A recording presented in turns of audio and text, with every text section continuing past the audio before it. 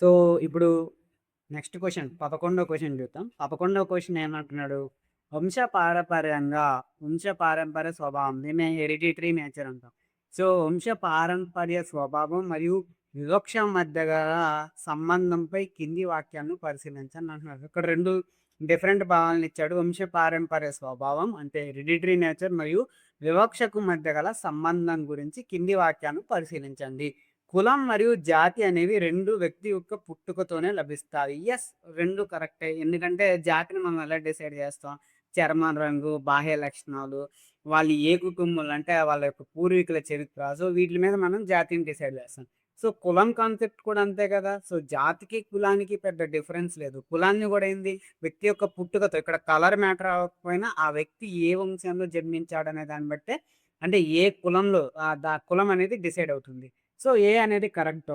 రెండోది ఈ రెండిటిని వ్యక్తి తన జీవిత కాలంలో స్వచ్ఛందంగా మార్చుకునే అవకాశం పూర్తిగా ఉంటుంది. సో, నువ్వు జాతిని మార్చడం అంటే నీ యొక్క శరీరం యొక్క రంగుతో వచ్చినా గానీ, నీ శరీరం యొక్క లక్షణాలతో, మీ పూర్వీకుల నుంచి వచ్చిన జాతి కాన్సెప్ట్‌ని నువ్వు జీవితకాలంలో మార్చలేవు. అది అలాగే ఉంటుంది. నువ్వు మార్చుకున్నా గానీ వేరే వాళ్ళు దాన్ని రికగ్నైజ్ చేయరు. అలాగే నువ్వు కులాన్ని కూడా మార్చుకోలేవు. ఎందుకంటే నువ్వు పుట్టుకతో ఏ కులం అయితే వచ్చిందో చనిపోయే వరకు అదే ఉంటుంది. నువ్వు కులం మార్చుకున్నా కూడా సమాజం అంటే మనం ఇండివిడ్యువల్‌గా స్వతంత్రంగా మార్చుకున్న సమాజం అనేది దాన్ని యాక్సెప్ట్ చేయదనమాట. సో, ఈ రెండిటిని వ్యక్తి తన జీవిత కాలంలో మార్చుకునే అవకాశం అనేది తప్పు. So, statement B is wrong. Statement A మాత్రమే కరెక్ట్. సో, ఇక్కడ గాని చూడండి కులం. కులం అంటే ఏంటి? క్యాస్ట్. కులం మరియు జాతి అంటే రేస్. క్యాస్ట్ మరియు రేస్ ఈ 2 అనేవి ఆపాదించబడిన హోదాలు. అంటే పుట్టుకతోనే మనకొచ్చే హోదాలనమాట. దీన్ని అస్క్రైబ్డ్ స్టేటసెస్ అంటాం. సో, అంటే ఒక వ్యక్తి ఏ కులంలో లేదా ఏ జాతిలో పుట్టాలనేది వారి చేతిలో ఉండవు. అవి పుట్టుకతోనే వంశపారపర్యంగా వస్తాయి. సో, కరెక్టే కదా! సో, ఒక వ్యక్తి తన విద్య, సంపద ద్వారా తన యొక్క అంతస్తు అంటే చిన్నతనం చిన్న అంటే దాని యొక్క అతని యొక్క హోదాని, సమాజంలో గౌరవాన్ని, ఆస్తిని పెంపొందించుకోగలడు. కానీ ఈ పుట్టుకతో వచ్చిన కులం లేదా జాతి ఈ 2 ఏమవుతాయండి? ఈ 2 గూడా చనిపోయే వరకు అతనితోనే ఉంటాయి. అంటే ఈ శారీరక లక్షణాలు గానివ్వండి, అతని కులాన్ని గాని మార్చుకోవడం అసాధ్యం అనమాట. కుదరదు. రైట్? అర్థమైందనుకుంటున్నా ఈ క్వెషన్. నెక్స్ట్ క్వెషన్ 12 చూడండి. సామాజిక విభజనకు దోహదపడే ఎండోగామి గురించి కింది వాక్యాలను పరిశీలించండి. ఈ ఎండోగామి గురించి గతంలో కూడా చాలా క్వెషన్స్ వచ్చినియి. సో, ఇప్పుడు కూడా క్వెషన్ వచ్చే అవకాశం అయితే ఉంది. సో, జెనోఫోబియా ఒకటి గుర్తుపెట్టుకోండి. ఈ ఎండోగామి ఒకటి గుర్తుపెట్టుకోండి. సో, ఏమంటున్నాడు ఇక్కడ? తమ సొంత కులం లేదా జాతి సమూహానికి చెందిన వ్యక్తుల్ని వివాహం చేసుకోవడాన్నే ఎండోగామి అంటారు.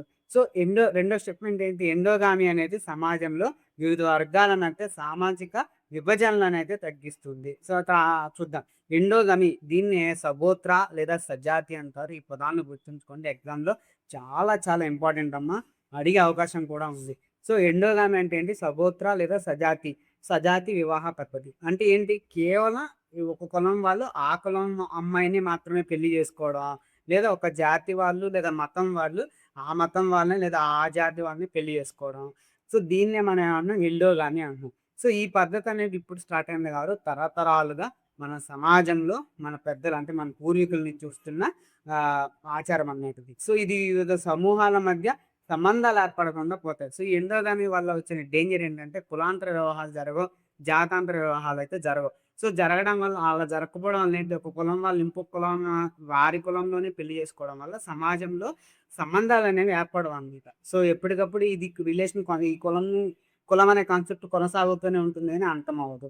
సో, ఫలితం ఏంటి మనకి సామాజిక విభజనలు, కులజాతి అహంకారాలు ఇవన్నీ కూడా ఇంకా ఎక్కువ స్ట్రాంగ్ అంటే బలోపేతం అవుతాయని చెప్పొచ్చు. సో, ఎండోగామి అనేది సమాజం వివిధ వర్గాల మధ్య సామాజిక విభజనలను తగ్గిస్తుందా? తగ్గించదు. పెంచుతుంది ఇంకా. So, statement B is wrong. But statement A is correct. So, answer ఏంటి? ఏ. ఓకే. నెక్స్ట్ క్వెషన్ చూడండి 13ది. నిర్మాణాత్మక లేదా వ్యవస్థాగత వివక్ష స్ట్రక్చరల్ ఆర్ సిస్టమాటిక్ డిస్క్రిమినేషన్ లక్షణాలను పరిశీలించండి అంటున్నాడు. ఏంటి? నిర్మాణాయుత లేదా వ్యవస్థాగత వివక్ష స్ట్రక్చరల్ లేదా సిస్టమాటిక్ డిస్క్రిమినేషన్ లక్షణాలేంటి అని అడుగుతుంది. ఫస్ట్‌దేంటి స్టేట్‌మెంట్ ఏం ఇచ్చింది మనకి? ఇది సమాజంలో సంస్థలు, వ్యవస్థల ద్వారా నిశ్శబ్దంగా కొనసాగే వివక్ష. యెస్. దీనివల్ల దిగువ కులాలు, మైనారిటీల విద్య మరియు ఉపాధిలో అడ్డంకులు ఎదుర్కొంటారు. ఐ థింక్ 2 కూడా కరెక్టే. చూడండి అసలేంటి నిర్మాణాత్మక వివక్ష లేదా కే అనేవి అంటే ఈ సిస్టమాటిక్ స్ట్రక్చరల్ వివక్ష అనేది ఎలా ఉంటుందంటే, కేవలం ఒక వ్యక్తి మరొక వ్యక్తితో ఫర్ ఎగ్జాంపుల్ ఇప్పుడు మీరు ఇంకొక వ్యక్తి మీద జాతి వివక్ష చూపిస్తే అదేంటి ఇండివిడ్యువల్. సో, మీకు సంబంధించిందే. కానీ ఈ నిర్మాణాత్మక అంటే ఈ స్ట్రక్చరల్ దానిలో ఏమవుతుందంటే, ఇది ఒక వ్యక్తి మరొక వ్యక్తి మీద అంటే ఇండివిడ్యువల్‌గా జరిగేది కాదిక్కడ. ఇక్కడేమవుతాయి సమాజంలో ఉన్న సిస్టమ్స్ అంటే సమాజంలో ఉన్న చట్టాలు గాని, విద్యా విధానాలు గాని, ఉపాధి రంగాలు గాని, ప్రభుత్వ సంస్థలు. సో, ఇవన్నీ ఏం చేస్తాయి? ఇవన్నీ ఆ వ్యక్తిని తేడాగా చూసాయనుకోండి. అంటే ఆ వ్యక్తిని వివక్షతో చూసాయనుకోండి. దాన్నే మనం ఏమంటున్నాం స్ట్రక్చరల్ డిస్క్రిమినేషన్ అంది. సో, ఫర్ ఎగ్జాంపుల్ ఒక వ్యక్తికి అన్యాయం జరిగింది. కానీ ఆ వ్యక్తి యొక్క జాతి లేదా కులం ఆధారంగా ఏదైనా పోలీస్ స్టేషన్‌లో గాని, లేదా ఏదన్నా లీగల్ ఎయిడ్ అతనికి న్యాయపరమైన సహాయం లభించలేదనుకోండి. అది వివక్షే కదా! సో, అది మనం ఏమంటున్నాం ఇక్కడ స్ట్రక్చరల్ లేదా సిస్టమాటిక్ డిస్క్రిమినేషన్ అంటున్నాం. సో, ఇదేంటంటే ఇలాంటి అసమానతలు ఎంతగా పాతుకుపోయాయి. అంటే ఇలాంటి అసమానతలు ఉంటే సమాజంలో ఈ సిస్టమాటిక్ డిస్క్రిమినేషన్ ఏం చూపిస్తుందంటే సమాజంలో విపరీతమైన అసమానతలు పాతుకుపోయి ఉన్నాయని చూపిస్తుందనమాట. సో, ఈ సిస్టమాటిక్ గాని, ఈ నిర్మాణాత్మక వ్యవస్థాగత వివక్ష ఎక్కువ కనపడుతుంది. ఎక్కడ ఎక్కువ కనపడుతుందంటే ఇదివరకు అంటే ఇండిపెండెన్స్ రాకముందు గాని ఇది ఎక్కువగా ఉండేదనమాట. ఎందుకని అణగారిన వర్గాలు ముఖ్యంగా ట్రైబల్ పీపుల్ మీద గాని, అణగారిన వర్గాల మీద, మైనారిటీల మీద ఎక్కువగా చూపించేవాళ్ళు. సో, సామాజికంగా, ఆర్థికంగా ఈ వివక్ష కారణంగా అంటే న్యాయం లభించకపోవడం, సా ఆదాయంలో సమాన అవకాశాలు లేకపోవడం, చదువుకోవడానికి అవకాశాలు లేకపోవడం. దీనివల్ల ఏంటి వాళ్ళు తరతరాలుగా అణిగిపోయి ఉన్నారు. సో, ఆర్థికంగా పైకి ఎదగలేదనమాట. సో, దీన్నే మనం అంటున్నాం నిర్మాణాత్మక సిస్టమాటిక్ డిస్క్రిమినేషన్ అంటున్నాం. సో, ఇది సమాజంలో వ్యవ నిశ్శబ్దంగా ఉంటుంది. సైలెంట్‌గా కొనసాగే వివక్ష అంటే యెస్ ఇది కరెక్ట్. రెండోదేంటి దీనివల్ల దిగువ కులాలు అంటే నిమ్న కులాలు అలాగే మైనారిటీలు. సో, వీళ్ళకి ఉద్యోగ ఉపాధిలో అడ్డంకులు ఏవైతే వస్తాయి. వాళ్ళకి లీగల్ ఎయిడ్ కూడా అందదు. సో, ఇది కూడా కరెక్టే. సో, ఆన్సర్ ఏంటి 1 అండ్ 2. ఓకే. నెక్స్ట్ క్వెషన్ చూడండి. చారిత్రక, ఆర్థిక అణిచివేతకు సంబంధించి కింది వాక్యాలను పరిశీలించండి. ఏమంటున్నాడు? చారిత్రక, ఆర్థిక అణిచివేతకు అంటే ఇన్‌కమ్‌కి సంబంధించింది. సో, సామాజిక బహిష్కరణకు గురైన సమూహాలు చారిత్రకంగా ఆర్థిక అసమానతలను కూడా ఎదుర్కొంటాయి. యెస్. భారతదేశంలో దళితులు, అమెరికాలో ఆఫ్రికన్ అమెరికన్ ఆర్థిక స్థితిగతులు సామాజిక వివక్షతో సంబంధం లేదు. సో, చూడండి ఇక్కడ సామాజిక వివక్ష మరియు ఆర్థిక అణిచివేత అనేది 2 రిలేటెడా అంటే యెస్ 2 రిలేటెడే. రెండిటికి ఏంటి ఒకదానితో ఒకటి విడదీయలేని విధంగా ఉంటాయి. సో, ఒక వ్యక్తి ఉన్నాడు. ఆ వ్యక్తిని మనం సామాజికంగా బహిష్కరించాలి. సామాజికంగా బహిష్కరించడం అంటే ఏంటి? అతని జాతి వివక్షతో చూడడం, అతను సారీ అతన్ని తక్కువ చేసి చూడటం వల్ల అతనికి అందాల్సిన వైద్య సహాయం అందలేదు. అతనికి అందాల్సిన విద్యా అవకాశాలు అందలేదు. అతనికి రావాల్సిన ఉపాధి రాలేదు. సో, అతనికి అందాల్సిన ఆదాయం అందలేదు. సో, సామాజికంగా మనం తక్కువగా చూడడం వల్ల అతను అన్ని అవకాశాలను కోల్పోయాడు. సో, దీనివల్ల ఏమైంది? అతను ఆర్థికంగా వెనుకబడిపోయాడు. సో, అర్థమైందా మీకిప్పుడు? సో, శతాబ్దాలుగా మనం ఎలా చూడొచ్చంటే హిస్టరీలో శతాబ్దాలుగా సామాజిక బహిష్కరణకు గురైన భారతదేశంలో దళితులకు భూ యాజమాన్య హక్కులు. సో, గతంలో దళితులను ఎక్కువగా ల్యాండ్ లార్డ్స్ హింసించేవాళ్ళనమాట. వాళ్ళ ల్యాండ్స్ లాక్కోవడం ఇలా అన్నమాట. ఈ భూ యాజమాన్య హక్కులు అంటే వాళ్ళ దగ్గర నుంచి ల్యాండ్స్ లాక్కొని వాళ్ళకి ఉపాధి మార్గాలు లేకుండా చేయడం వల్ల సామాజికంగా అణగారిపోయారు వాళ్ళు. వాళ్ళకి విద్యా అవకాశాలు అనేవి దక్కలేదు. దానివల్ల ఆ సమాజంలో అట్టడుగు స్థాయిలో నిండిపోయారన్నమాట. సో, ఇదే ఎగ్జాంపుల్ మనకి అమెరికా, ఆఫ్రికన్‌లో కూడా కనపడుతుంది. అక్కడ వైట్ పీపుల్ ఆఫ్రికన్స్‌ని ఇలాగే ట్రీట్ చేశారన్నమాట. సో, ఇలా ట్రీట్ చేసి వాళ్ళ ఆర్థిక ఎదుగుదలను కూడా అడ్డుకోవడం జరిగింది. సో, ఇక్కడేమవుతుంది ఆర్థిక అసమానతలు అంటే ఎప్పుడైతే వ్యక్తి సామాజికంగా బహిష్కరణకు గురవుతాడో అతనికి ఆర్థికంగా కూడా నష్టం జరుగుతుంది. అంటే అనేక రకాలుగా నష్టం జరుగుతుంది. అందులో ఆర్థికంగా జరిగే నష్టం ఒకటి. Okay. So, answer is a. Okay.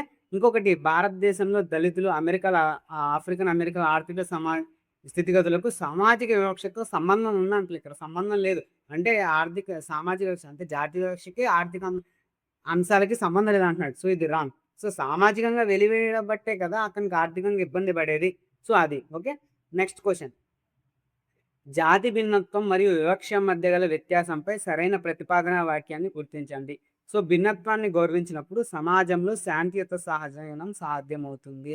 భిన్నత్వాన్ని ఆమెతో చూసి తమది మాత్రమే ఉన్నతమైన అస్తిత్వం అనుకున్నప్పుడు అది వివక్షగా మారుతుంది. 2 కూడా కరెక్టే. సో, ఇప్పుడు మనం భిన్న మతాల వారు మన దేశంలో ఉన్నారు. సో, మనం ఏమంటాం భారతదేశాన్ని ఏమంటున్నాం మనం భిన్నత్వంలో ఏకత్వం. భిన్నత్వంలో ఏకత్వం. సో, అదే కాన్సెప్ట్‌ని మన అన్ని మతాలను ఎలాగా లౌకికవాదంతో పోల్చుకుని లౌకికవాదంగా ఉండి అంటే సెక్యులర్‌గా ఉండి అన్ని మతాలను గౌరవిస్తున్నామో అదే కాన్సెప్ట్‌తో మనం అన్ని జాతుల్ని, అన్ని కులాల్ని గౌరవించినప్పుడు సమాజంలో ఎటువంటి అల్లర్లు జరగవు. సో, సమాజం అనేది శాంతియుతంగా మారుతుంది. అదేవిధంగా భిన్నత్వాన్ని వాళ్ళ యొక్క జాతిని అంటే మా జాతే గొప్పది, తమది మాత్రమే గొప్పది. ఇలా అహంతో ఉన్నప్పుడు ఏమవుతుంది అస్తిత్వం అది తర్వాత ఏమవుతుంది జాతి అహంకారంగా మారుతుంది. ఎందుకంటే మాది గొప్పది అన్నప్పుడు అహంకారం ఉన్నప్పుడు మిగతా వారిని తక్కువగా చూడడం జరుగుతుంది. చివరికి అది జాతి అహంకారం అవుతుంది. రైట్? సో, ఇక్కడ 2 స్టేట్మెంట్స్ కరెక్టే. సో, ఇక్కడ ఒక వివరణ చూడండి. ప్రకృతి ప్రసాదించిన వైవిధ్యం అంటే ఈ భిన్నత్వాన్ని ఒక అందంగా సహజ లక్షణాలుగా స్వీకరిస్తే సమాజంలో సమానత్వం అనేది వెల్లివిరుస్తుంది. కానీ ఎప్పుడైతే ఒక సమూహం తమ సంస్కృతి, రంగు, కులం లేదా ఇతరుల కంటే గొప్పదని అహంకారంతో ప్రవర్తిస్తుందో అప్పుడు ఆ సహజ భిన్నత్వం అంటే ఎప్పుడైతే మనం అహంకారంతో మిగతా జాతులను తక్కువ చేసి చూస్తామో అది వివక్షగా రూపాంతరం చెందుతుందన్నమాట. ఓకే. నెక్స్ట్ క్వశ్చన్ చూడండి. సో, అంతర్జాతీయ జాతి వివక్ష నిర్మూలన దినోత్సవం international day for the elimination of racial discrimination గురించి కింది వాక్యాలు పరిశీలించండి. Very very important. ఎగ్జామ్‌లో అడిగే అవకాశం 90% ఉంది. సో, ఈ దినోత్సవాన్ని ప్రతి సంవత్సరం మార్చి 21న ప్రపంచవ్యాప్తంగా నిర్వహిస్తారు. సో, గుర్తుంచుకోండి డేట్ అంతర్జాతీయ జాతి వివక్షణ నిర్మూలన దినోత్సవం లేదా international day for the elimination of racial discrimination అనేది ఎప్పుడు చేస్తాం మనం? మార్చి 21న నిర్వహించడం జరుగుతుంది ఎవ్రీ ఇయర్. ఐక్యరాజ్యసమితి 1966లో తొలిసారిగా ఈ దినోత్సవాన్ని అధికారికంగా నిర్వహించింది. యెస్, 2 స్టేట్మెంట్స్ కూడా కరెక్టే. సో, ప్రపంచవ్యాప్తంగా జాతి వివక్షను రూపుమాపాలనే ఉద్దేశంతో ఐక్యరాజ్యసమితి సర్వసభా సమావేశం దీన్ని మనం ఏమంటున్నాం యూఎన్‌జీఏ. సో, యూఎన్‌జీఏ 1996లో ఒక తీర్మానం చేసింది. దీని ప్రకారం ప్రతి ఏటా మార్చ్ 21న మనం జాతి వివక్ష నిర్మూలన దినోత్సవంగా జరుపుకుంటాం అన్నమాట. సో, ఈ రోజున జాతి వివక్షకు వ్యతిరేకంగా ఎవరైతే పోరాటం చేశారో సో, వాళ్ళని స్మరించుకుంటూ ప్రపంచవ్యాప్తంగా అనేక రకాల కార్యక్రమాలైతే చేపట్టడం జరుగుతుంది. నెక్స్ట్ షార్ప్ విల్లే శాంతియుత ప్రదర్శనకు సంబంధించి కింది వాక్యాలను పరిశీలించాలి. అసలు ఏంటి షార్ప్ విల్లే? ఏంటి ప్రదర్శన? షార్ప్ విల్లే ప్రదర్శన ఏంటనేది ఇప్పుడు చూద్దాం. సో, ఫస్ట్ అయితే స్టేట్మెంట్స్ చూద్దాం. ఈ చారిత్రక నిరసన ప్రదర్శన 1960 మార్చి 21న దక్షిణాఫ్రికాలో జరిగింది. ఇంకొకటి ఏమన్నాడు ఇది అమెరికాలో నల్ల జాతీయులకు ఓటు హక్కు సాధించడం జరిగిన ప్రదర్శన. సో, ఫస్ట్ ఆఫ్ ఆల్ చూద్దాం. 1960 మార్చి 21. సో, ఇప్పుడు ఇందాక మనం అంతర్జాతీయ జాతి వివక్ష నిర్మూలన దినోత్సవం ఎప్పుడని చెప్పుకున్నా మార్చి 21 అని చెప్పుకుంది. రైట్? సో, ఆ మార్చి 21న దక్షిణాఫ్రికాలోని ట్రాన్స్‌వాల్ ప్రావిన్స్‌లో ఒక షార్ప్ విల్లే అనే ఒక ఏరియా ఉంది. సో, ఈ షార్ప్ విల్లే ప్రాంతంలో నల్ల జాతీయులు ఒక శాంతియుత ప్రదర్శన మీకు ఆల్రెడీ చెప్పాను. దక్షిణాఫ్రికాలో చర్మం కలర్ ఆధారంగా ఈ జాతి వివక్ష అనేది చాలా ఎక్కువగా ఉంటుందని చెప్పా. సో, వీళ్ళేం చేశారంటే ఆ వివక్షను నిరసిస్తూ అంటే దాన్ని ఎదురు తిరుగుతూ శాంతియుతంగా అంటే పీస్‌ఫుల్‌గా ఒక మార్చ్ అయితే నిర్వహించారనమాట. అయితే ఇది అమెరికాకు సంబంధించింది కాదు. ఇది దక్షిణాఫ్రికాలో శ్వేత జాతుల ప్రభుత్వం విధించిన వర్ణ వివక్ష చట్టాలకు వ్యతిరేకంగా. సో, దక్షిణాఫ్రికాలో ఉన్న వైట్ పీపుల్ ఏం చేశారు? అమెరికాకి సంబంధించిన సంఘటన కాదు. ఎగ్జామ్‌లో ఇది కూడా అడుగుతాడు. షార్ప్ విల్లే ఘటన ఏ దేశానికి సంబంధించిందంటే దక్షిణాఫ్రికా అని చెప్పాలి. సో, ఏంటిది దక్షిణాఫ్రికాలో శ్వేత జాతీయుల ప్రభుత్వం అంటే వైట్ పీపుల్ గవర్నమెంట్ ఫార్మ్ చేసి ఈ వర్ణ వివక్షకి సంబంధించి కొన్ని క్రూరమైన చట్టాలు చేశారు. సో, ఆ క్రూరమైన చట్టాలను వ్యతిరేకిస్తూ మార్చి 21, 1960న నల్ల జాతీయులు ఒక శాంతియుత ప్రదర్శన చేశారు. సో, ఇదేంటి చార్పేట్ నిరసన 1960 మార్చి 21న దక్షిణాఫ్రికాలో జరిగింది. So, A is correct. తర్వాత ఇది అమెరికాలోని నల్ల జాతీయుల ఓటు హక్కుకు సంబంధించిన సాధించడం కోసం జరిగిన ప్రదర్శన అనేది కంప్లీట్‌గా రాంగ్. సో, ఆన్సర్ ఏంటి A1. ఒకటో స్టేట్మెంట్ మాత్రమే కరెక్ట్. సో, నెక్స్ట్ క్వెషన్ చూడండి. షార్ప్ విల్లే మరణకాండ, షార్ప్ విల్లే మాస్కర్ అంటాం. సో, ఈ నేపథ్యాన్ని షార్ప్ విల్లే శాంతియుత ప్రదర్శన చేశారు అన్నాం కదా! సో, ఆ శాంతియుత ప్రదర్శనలో కొన్ని సంఘటనలు అయితే జరిగాయి. సో, దక్షిణాఫ్రికాలో వర్ణ వివక్షకు అనుకూలంగా పాస్ చట్టాలను రద్దు చేయాలని ఈ ప్రదర్శన జరిగింది. ఈ శాంతియుత ప్రదర్శనపై పోలీసులు జరిపిన కాల్పుల్లో 69 మంది నిరసనకారులు మరణించారు. సో, చూద్దాం. సో, అప్పుడు దక్షిణాఫ్రికా ప్రభుత్వం చెప్పుకున్నాం కదా! వైట్ పీపుల్ దక్షిణాఫ్రికాలో గవర్నమెంట్‌ని అయితే ఫార్మ్ చేశారు. సో, ఈ దక్షిణాఫ్రికా ప్రభుత్వం ఏం చేసింది? నల్ల జాతీయుల కదలికలను నియంత్రించడానికి కఠినమైన పాస్ రూల్స్. సో, ఈ నల్ల జాతిని అణగదొక్కడానికి ఈ వర్ణ వివక్ష ఏదైతే చర్మం రంగు ఆధారంగా అంటే వర్ణం అంటే రంగు. సో, ఈ వర్ణ వివక్ష ఆధారంగా దాన్ని సమర్థించడానికి అంటే ఆ వర్ణ వివక్షను సమర్థించడానికి కొన్ని కఠినమైన చట్టాలను తీసుకొచ్చింది. దీన్నే మనం ఏమంటున్నాం పాస్ లాస్ అంటున్నాం. సో, ఈ పాస్ లాస్‌ని అయితే అమలు చేసింది. సో, వీటిని నిరసిస్తూ వ్యతిరేకిస్తూ నల్ల జాతీయులు ఏం చేశారండి? నల్ల జాతీయులు ర్యాలీ అయితే చేశారు. చెప్పాను మార్చి 21న నల్ల జాతీయులు ర్యాలీ చేశారు. సో, ఈ ర్యాలీ చేసినప్పుడు ఏమైంది? ఈ ర్యాలీ చేసినప్పుడు కొంత గందరగోళం అనేది జరిగింది. యాక్చువల్‌గా అసలు పాస్ లాంటి ఏంటంటే నల్ల జాతీయులు ఎక్కడికి వెళ్ళాలన్నా నల్ల జాతీయులకి ప్రత్యేకంగా ఒక పాస్‌బుక్ అనేది ఇష్యూ చేసి, సో, మీరు ఎక్కడికెళ్ళినా వల్ల మీరు ఈ ఐడీ కార్డ్‌ని, ఈ పాస్‌బుక్‌ని మీతో తీసుకెళ్ళాలని చెప్పారు. సో, ఇది ఒక రకంగా చాలా డిస్క్రిమినేషన్ వైట్ పీపుల్‌కి లేని గుర్తింపు కార్డు. నల్ల జాతీయులకెందుకు? సో, ఈ క్రూరమైన చట్టాన్ని వ్యతిరేకిస్తూ వేల మంది నల్ల జాతీయులు ఏం చేశారంటే, ఈ షార్ప్‌విల్లే పోలీస్ స్టేషన్ ముందు ఆ ఏరియా పోలీస్ స్టేషన్ షార్ప్‌విల్లే ఏరియా ఉంది గదా! ఆ ఏరియా పోలీస్ స్టేషన్ ముందు శాంతియుతంగా నిరసన తెలుపుతూ ఉన్నారన్నమాట. అయితే పోలీసులు ఇలా శాంతియుతంగా ప్రదర్శన చేస్తున్న నల్ల జాతీయుల మీద కాల్పులు జరపడం వల్ల 69 మంది చనిపోవడం జరిగింది. సో, ఇదే చూడండి ఇక్కడ దక్షిణాఫ్రికాలో వర్ణవివక్షకు అనుకూలంగా ఉన్న పాస్ చట్టాలను రద్దు చేయాలని ఈ ప్రదర్శన చేయడం జరిగింది. Yes. Statement A is right. And ఈ శాంతియుత ప్రదర్శనపై పోలీసులు జరిపిన కాల్పుల్లో 69 మంది నిరసనకారులైతే మరణించారు. Yes. Statement be also right. So, 1 మరియు 2 కూడా కరెక్టే. సో, ఆన్సర్ ఏంటి? సి.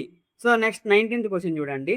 అంతర్జాతీయ జాతి వివక్ష నిర్మూలన దినోత్సవం ఆవిర్భావానికి ప్రధాన కారణాన్ని గుర్తించండి. ఎందుకు ప్రధాన కారణం? సో, మీకు ఆల్రెడీ ఇంతకుముందు క్వెషన్‌లో చెప్పాను. మార్చ్ 21న షార్ప్‌విల్లే ఘటన జరిగింది దక్షిణాఫ్రికాలో. సో, దాని ఆధారంగానే మనకి ఆ డేట్‌ని అంతర్జాతీయ నిర్మూలన జాతి వివక్ష నిర్మూలన దినోత్సవంగా జరుపుకున్నాం. సో, చూడండి నేను క్వెషన్స్ ఎలా డిజైన్ చేశానంటే పాఠాన్ని బేసిక్ నుంచి స్టార్ట్ చేసి అడ్వాన్స్ లెవెల్ వరకు చదువుతా.